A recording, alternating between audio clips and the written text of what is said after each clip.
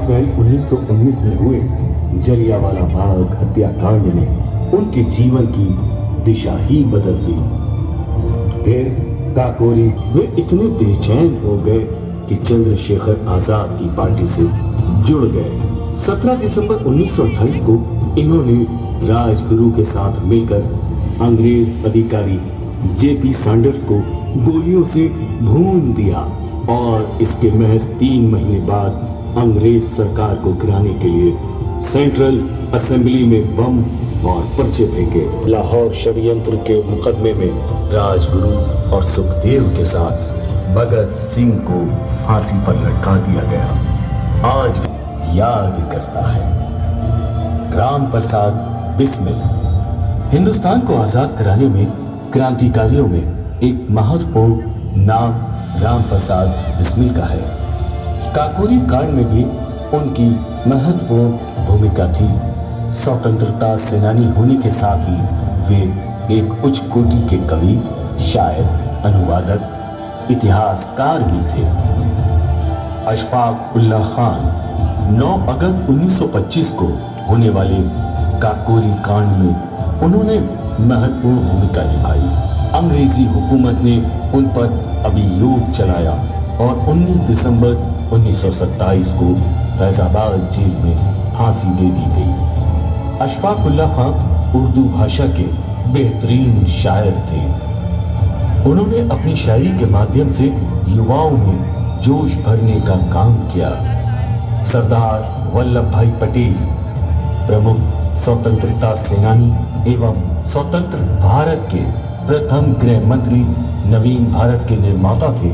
इन्हें भारत का लौह पुरुष भी कहा जाता है। स्वतंत्रता आंदोलन में खेड़ा संघर्ष, फिर बारडोली सत्याग्रह के द्वारा किसानों का नेतृत्व करके अंग्रेजों को झुकने के लिए मजबूर किया। इसमें पटेल की सूझबूझ की बहुत प्रशंसा हुई तथा उन्हें सरदार की उपाधि से सम्मानित किया गया। आजादी के बाद गृह मंत्री के रूप में उनकी पहली प्राथमिकता देशी रियासतों को भारत में मिलाना था। भीमराव अंबेडकर एक महान अर्थशास्त्री, लेखक, दार्शनिक और समाज सुधारक थे।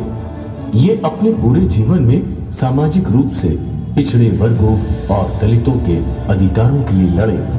15 अगस्त 1947 को जब भारत स्वतंत्र हुआ तो अंबेडकर स्वतंत्र भारत के पहले कानून मंत्री बने। इनके द्वारा लिखे गए संविधान को 26 जनवरी 1950 में लागू कर दिया गया। भारतीय रिजर्व बैंक की स्थापना में भी भीमराव जी का महत्वपूर्ण योगदान था। इस कारण बाबा साहेब को भारतीय संविधान का जनक कहा जाता है। बंटवारे के ताजे जख्मों से आहत उस समय का भारत ऐसा था कि वो अपनी जरूरतों को पूरा करने में असमर्थ था। अनाज की किल्लत ना के बराबर उद्योगों वाले भारत ने अपनी चरमराई अर्थव्यवस्था के साथ धीरे धीरे प्रगति की ओर कदम बढ़ाए। पंचवर्षीय योजनाओं द्वारा हरित क्रांति, उद्योगों की स्थापना, शिक्षा के नए द्वार, बांध और पुल निर्माणों से उन्नति के नए आयामों को छूने की शुरुआत हुई।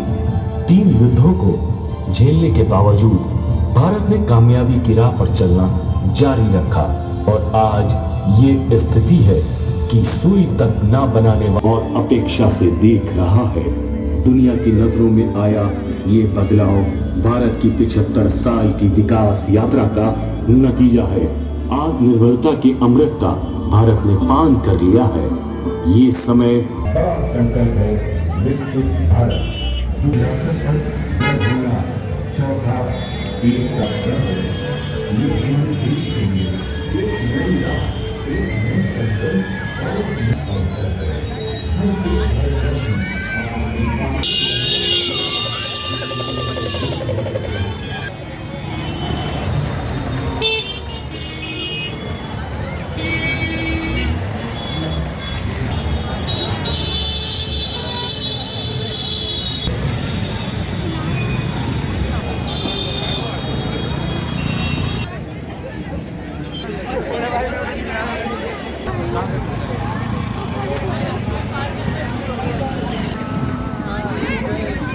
मार्केट संवाद की रिपोर्ट झांसी।